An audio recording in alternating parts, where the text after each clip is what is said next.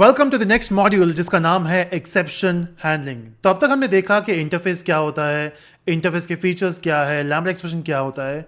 और अगर आपने वो मॉड्यूल ठीक से कंप्लीट नहीं किया हुआ है तो इट्स ओके, आप इस मॉड्यूल को स्टार्ट कर सकते हो क्योंकि कोई भी यहाँ पे डिपेंडेंसी नहीं है पिछले मॉड्यूल से। हाँ, उसके पहले जो हमने कॉन्सेप्ट किए थे, जो क्लासेस है, उप्स कॉन्सेप्ट है, वो सब यहाँ पे इंपॉर्टेंट है, तो वो कंप्लीट करना अच्छे से। और इंटरफेस भी इंपॉर्टेंट है बट इस मॉड्यूल की डिपेंडेंसी नहीं है। हाँ, जब अगले मॉड्यूल पे जाएंगे जो अपना थ्रेड्स होगा या फिर कलेक्शन होगा तो वहाँ पे इंटरफेस बहुत इंपॉर्टेंट है। ठीक है, तो शुरू करते हैं अपना नेक्स्ट मॉड्यूल जो है एक्सेप्शन। अब इस मॉड्यूल में हम क्या क्या चीज़ें फोकस करने वाले हैं उस पर बात कर लेते हैं। तो सबसे पहले हम बात करेंगे कि डिफरेंट टाइप्स ऑफ एरर्स क्या है जावा के अंदर, एक्सेप्शन क्या होता है, फिर ट्राई कैच, ये दो कीवर्ड जो नॉर्मली आप देखोगे कोई बुक में तो उसका मतलब क्या है, और फिर multiple catch block. Then will talk about, ये थोड़ा सा ट्रिकी पार्ट है, हैंडलिंग वर्सेस डकिंग। ये सिंटैक्स से ज़्यादा कभी यूज़ करना चाहिए वो यहाँ पे इंपॉर्टेंट कॉन्सेप्ट है जो हम डिस्कस करेंगे। उसके अलावा हम बात करेंगे थ्रोइंग, ये तीन कीवर्ड के बारे में, throw, throws and finally. In fact finally का जो मेन यूज़ होगा वो यहाँ पे होगा। और उसके अलावा हमारे पास कॉन्सेप्ट है हायरार्की पे फोकस करेंगे एक्सेप्शन क्लास के। और फिर हम फोकस करेंगे कुछ कंट्रोल फ्लो कि वो फ्लो जाता कैसे एक्सेप्शन का, और ट्राई विथ रिसोर्सेज जहाँ पे हम ये फाइनल डिस्कस करने वाले हैं। तो ये सारा पॉइंट है इस पर्टिकुलर मॉड्यूल के, और ये बहुत ही इंटरेस्टिंग टॉपिक है और बहुत ही इंपॉर्टेंट है। इंपॉर्टेंट क्यों है आपको समझेगा इसी वीडियो में। So let's start with exception. अब उसके पहले जो हमने लास्ट टाइम डिस्कस किया था लैम्बडा एक्सप्रेशन, आई होप आपने वो कर लिया होगा, बट जैसे मैंने मेंशन किया है कि यहाँ पे कोई भी डिपेंडेंसी नहीं है। ओके, तो एक्सेप्शन को समझने के लिए हमें सबसे पहले समझना होगा एरर क्या होता है या फिर उसके टाइप्स क्या है। तो बेसिकली एरर तो आपने सुना होगा, जब हमने जितने भी कोड लिखे हुए वहाँ पे कुछ हमें एरर आ गया था या फिर ठीक से आउटपुट नहीं आया था, तो वो सारी चीज़ें एरर में आती है। पर इसको अगर हम कैटेगरी बनाएं कि यार एरर कितने टाइप के होते हैं, तो बेसिकली हमारे पास 3 टाइप के एरर्स होते हैं। एक होता है syntax error, second is logical error and third one is run time error. एक एक करके समझते हैं कि उसका मतलब क्या है, सिंटैक्स क्या होता है, लॉजिकल क्या होता है, रन टाइम क्या होता है, विथ एग्जाम्पल ऑफ कोर्स। तो सबसे पहले हम फोकस करेंगे सिंटैक्स एरर पे। अब सिंटैक्स क्या चीज़ है? सी, जो भी लैंग्वेज, जैसे चाहे वो जावा हो या फिर कोई भी लैंग्वेज आप देखोगे तो वहाँ पे हमें कोई सिंटैक्स या फिर कोई कुछ पैटर्न को फॉलो करना होता है। हर लैंग्वेज के पास खुद के कीवर्ड्स होते हैं, हर लैंग्वेज के पास खुद का एक स्ट्रक्चर होता है जिसको हमें फॉलो करना होता है। कौन सा कीवर्ड पहले आएगा, कौन सा कीवर्ड बाद में आएगा, क्या उसका स्पेलिंग सही है, क्या वो कैपिटलाइज हुआ या नहीं हुआ है। तो ये सारी चीज़ें हम डालते हैं सिंटैक्स के अंदर। एक एग्जांपल ले लेते हैं यहाँ पे। तो सबसे पहले हमारे पास एक क्लास हो चुका है, मैं चाहता हूँ कि मेरा जो आउटपुट हो वो राइट में जाए और क्लियर। ठीक है, तो यहाँ पे हमें तो सबसे पहले क्लास चाहिए यहाँ पे, which is public class exception first. अब इस क्लास में हमें मेन मेथड भी चाहिए, तो हम लिख देंगे यहाँ पे मेन। ठीक है, तो अभी हमें करना क्या है? अभी सबसे पहले इस कोड में आते हैं। ऑफकोर्स यहाँ पे हमने अभी तक कोई भी मेन कोड लिखा ही नहीं है जहाँ पे लॉजिक होता है। तो एक काम करते हैं, मुझे यहाँ पे कुछ प्रिंट करना है, तो मैं लिखूंगा system dot out dot print. ठीक है, या फिर प्रिंट एलन लिख दिया यहाँ पे। अब बेसिकली यहाँ पे ध्यान दोगे तो यहाँ पे बहुत सारे कीवर्ड्स यूज हुए, राइट, जहाँ पे पब्लिक है, क्लास है, फिर हमने क्लास का नाम मेंशन किया है यहाँ पे, और फिर हमने बाकी भी बहुत सारे यहाँ पे कीवर्ड्स लिखे हुए हैं। जब मैं यहाँ पे आता हूँ तो यहाँ पे एक रेड लाइन आ गया। अब हालांकि यहाँ पे एक हमने मिस्टेक किया हुआ है, जहाँ पे सिस्टम का एस स्मॉल है वो कैपिटल होना चाहिए था।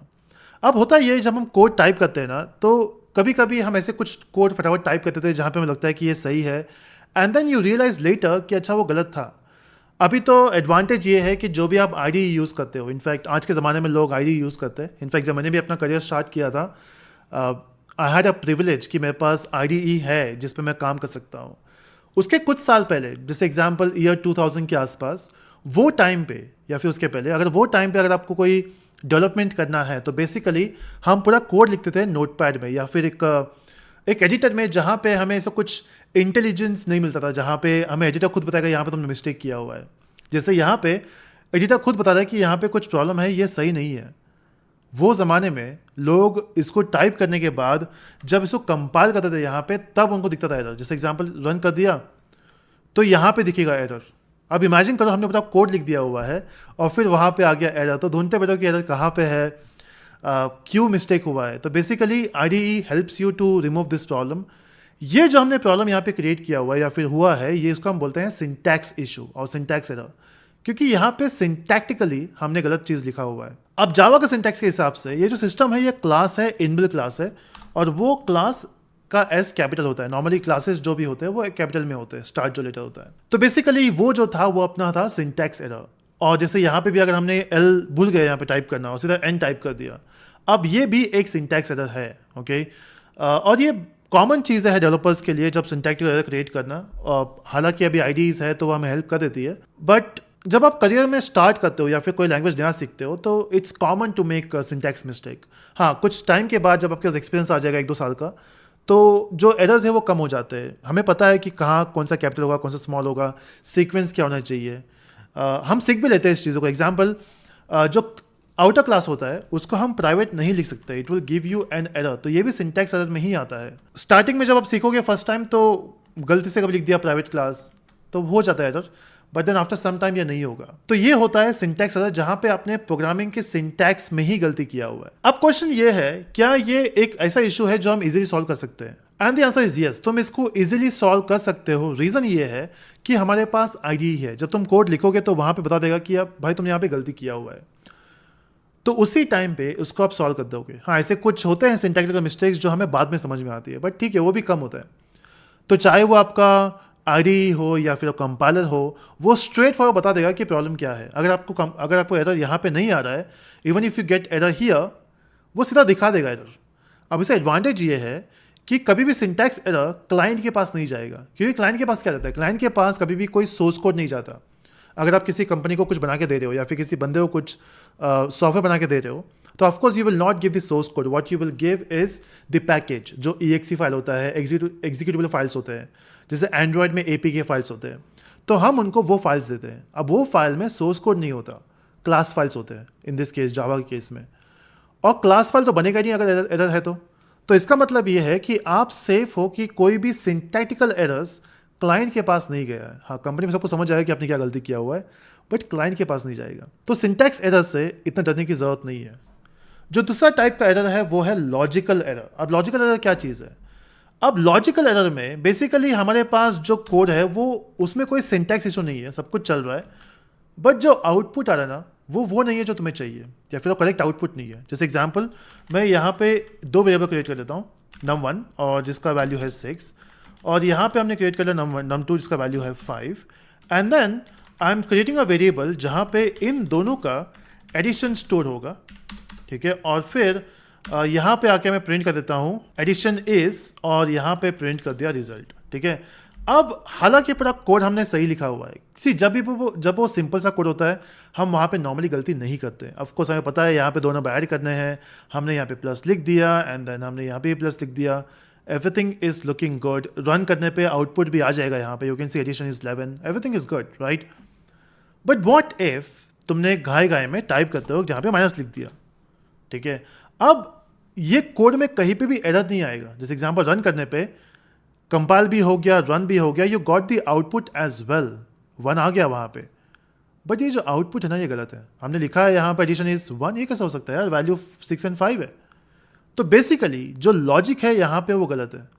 हाँ, मुझे पता है तुम क्या सोच रहे हो, मुझे तुम सोच रहे हो ये छोटी गलती कौन करेगा, राइट।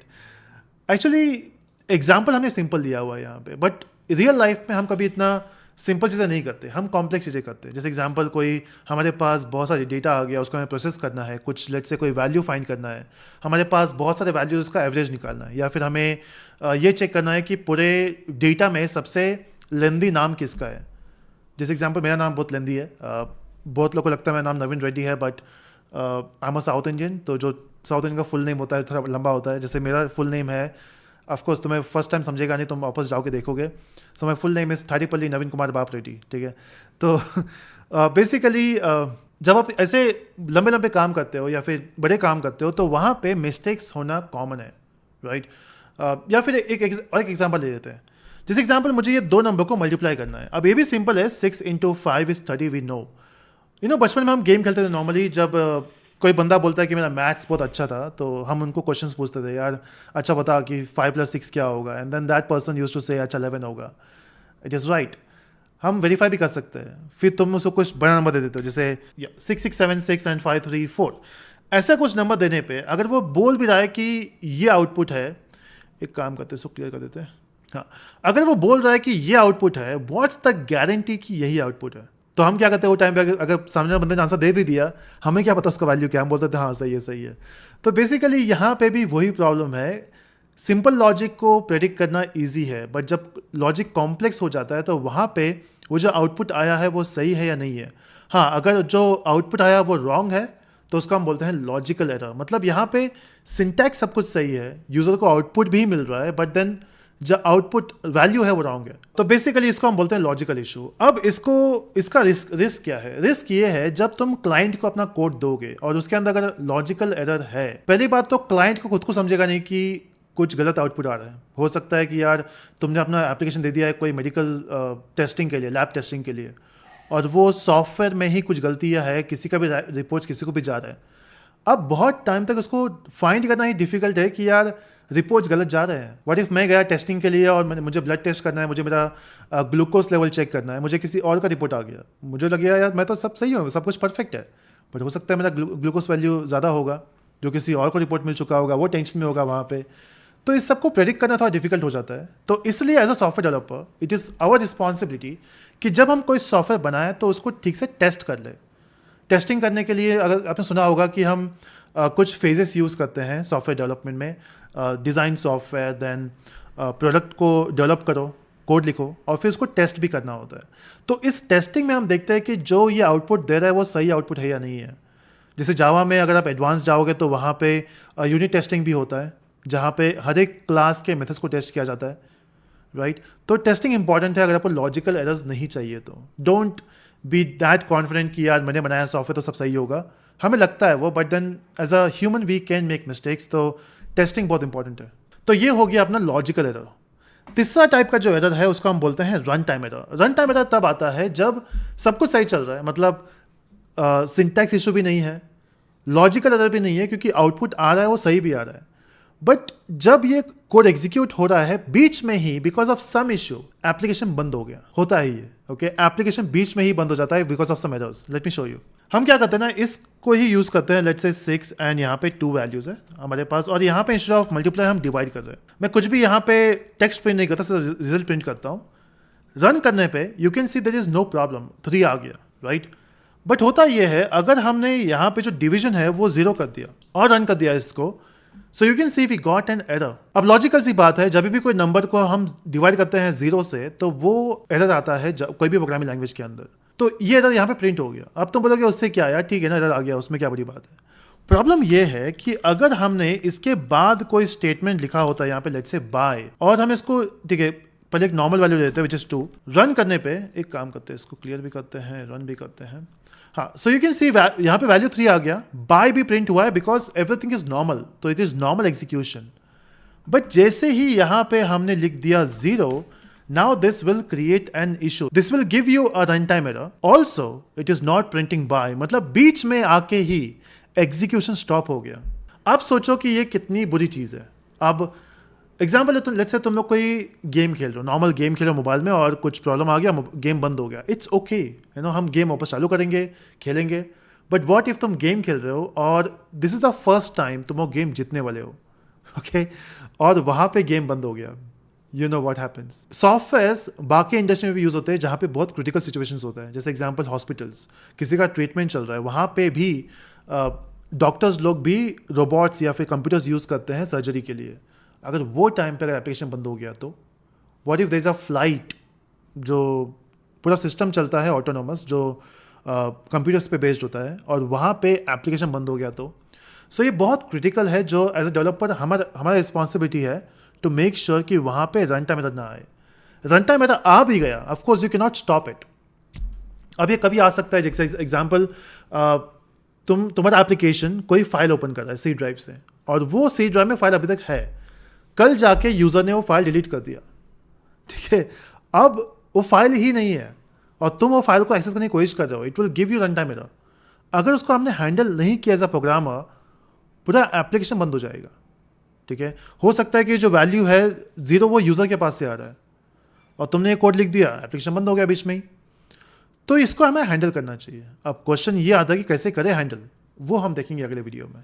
पूरा टॉपिक ही वही है जिसका नाम है एक्सेप्शन हैंडलिंग। तो कैसे करते हैं उसको देखते हैं अगले वीडियो में।